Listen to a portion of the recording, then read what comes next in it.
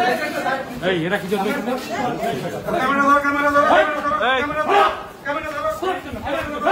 Camera record কর।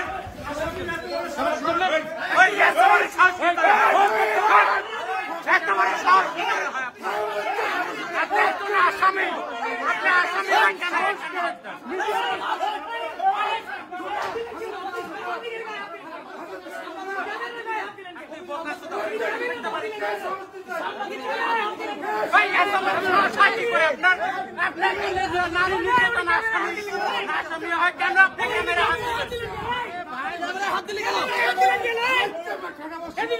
শুয়ারের মধ্যে গাড়ি করে দেয়